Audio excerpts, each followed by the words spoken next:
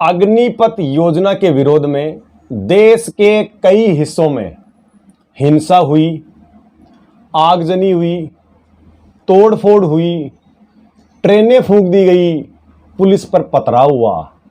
साथियों, विरोध का यह तरीका बिल्कुल सही नहीं है।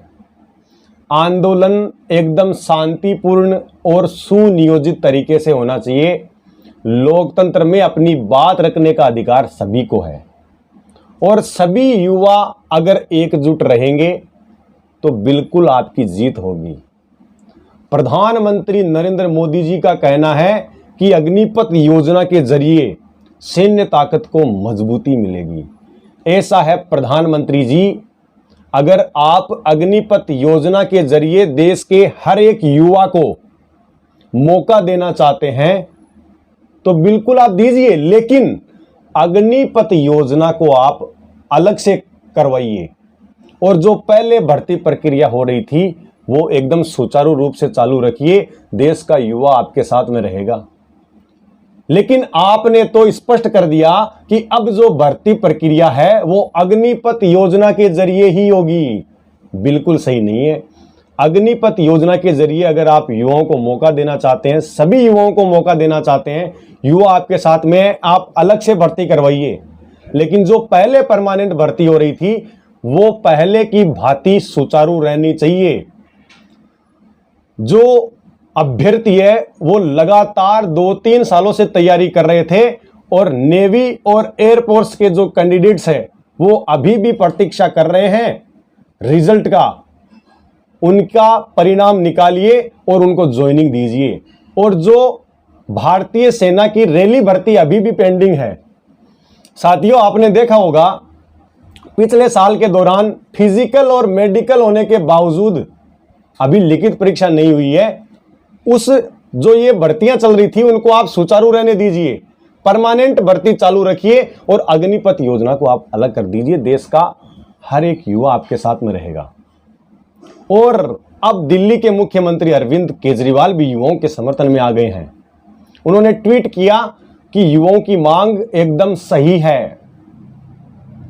ऐसा है दिल्ली के मुख्यमंत्री अरविंद केजरीवाल जी, मैं आपसे निवेदन करना चाहता हूं कि जिस प्रकार से आपने 2011-12 के दौरान भ्रष्टाचार के खिलाफ आवाज उठाई थी, आमरण अनशन आपने किया था, आज उसी प्रकार से देश के युवाओं को आपकी जरूरत है और विश्वास है कि आपकी पार्टी युवाओं का साथ देगी, बिल्कुल साथ देगी। केवल ट्वीट करने से, डिजिटल सपोर्ट करने से कुछ नहीं होगा। आप मैदान में आकर युवाओं का साथ दीजिए, युवा भी बिल्कुल आपका साथ देगा, आपके साथ में रहेगा हरदम। और आज जो युवाओं के साथ में भारतीय सेना की जो तैयारी करते थे बच्चे, 4 बजे उठकर, उनका दर्द मैं समझता हूं, मैंने भी तैयारी करी है। 4 बजे उठकर ग्राउंड में पसीना निकालते हैं, तब पता चलता है कि एक मेहनत क्या होती है, उनके दिल पर क्या गुजरती है, क्योंकि उनका सपना है भारतीय सेना ज्वाइन करने का और दुश्मन को धूल चटाने का।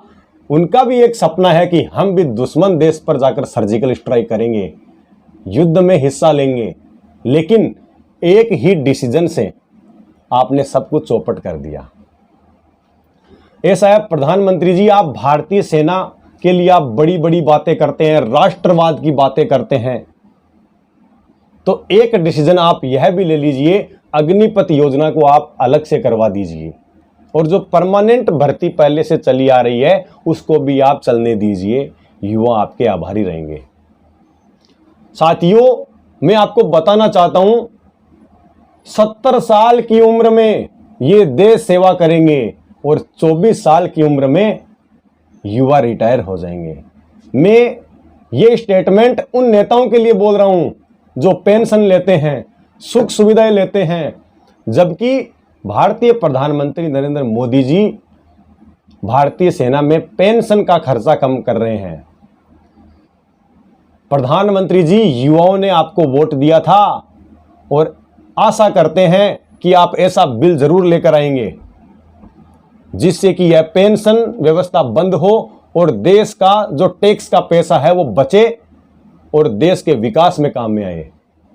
आप बिल्कुल नेताओं की भी पेंशन को बंद करेंगे, जिस प्रकार से आपने भारतीय सेना में जो पेंशन व्यवस्था है उसको कम करने का आपने प्रयास किया है। साथियों, मैं हमेशा आपके लिए तैयार रहूंगा और चाहे कोई सी भी सरकार अगर युवा विरोध में फैसला लेगी तो मैं बिल्कुल बोलूंगा, चाहे मुझे कुछ भी हो।